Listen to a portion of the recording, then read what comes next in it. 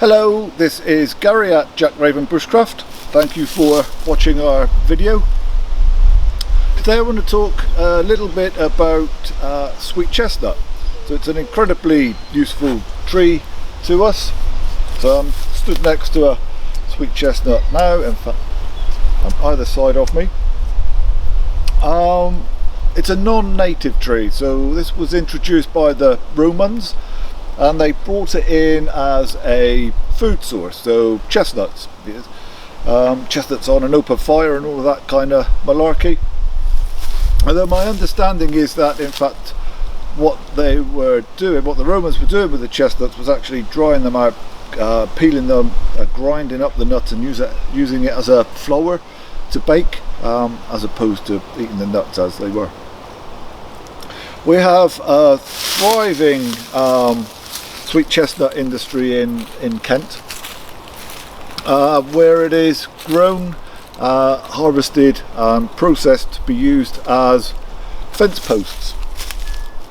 Lots of tannin in sweet chestnut, so that essentially acts as a natural preservative, so they can go in the post and you're likely to get kind of 10-12 years out of them without much more needing to be done. Ordinarily, what's going to be happening with these, they are coppiced. So coppiced, from the French word couper, to cut, and essentially we take advantage of a tree's natural ability to withstand being blown over, being grazed, struck by lightning, all these kinds of things.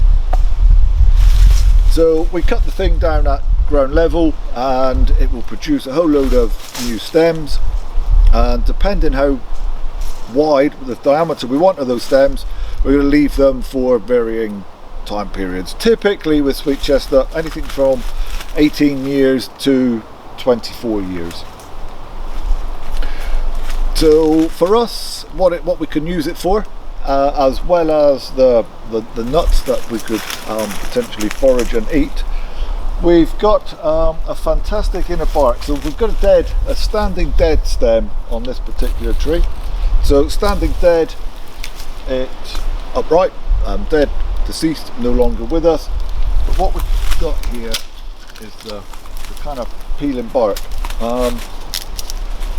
That's probably a little bit of a better section.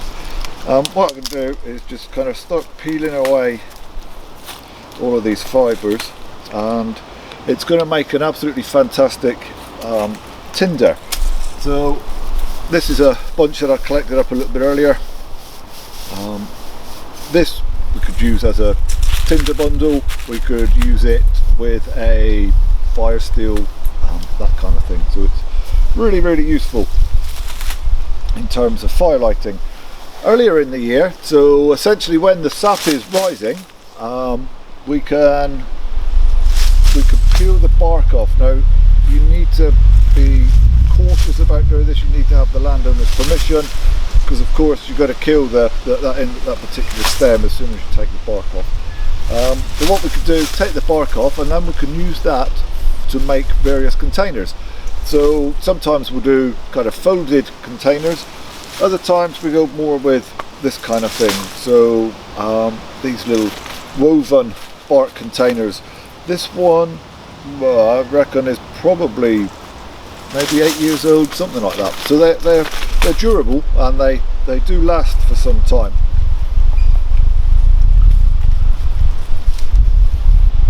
It is a relatively straightforward tree to identify when you're out and about. Often one of the big clues you're going to get is it's multi-stemmed. You've got a whole load of stems coming out of the one stool. The leaf itself is also quite distinctive. So it's a very long leaf in comparison to its width. So sometimes you'll see leaves being described or being given a ratio to try to describe their length against their width. So I mean, I'd say that's probably about 4 times as long as it is wide.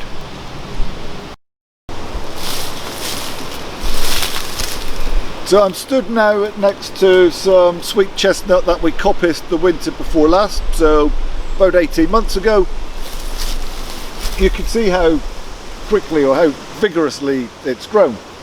And if you think about it, of course the stool that we leave behind has quite a substantial root system underneath it, so the infrastructure is in position, so the tree is able to take in the water and the minerals and so on that it needs through this established root system and produce this new growth really quite quickly.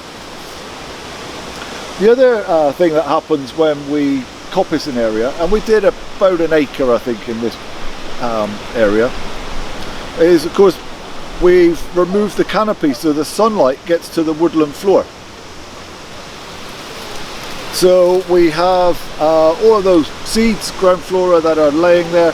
They're able to take advantage of the fact that the canopy is clear, there's the sunlight, and boy do they do it. So this whole area this year was just completely covered in foxgloves, and it was absolutely spectacular.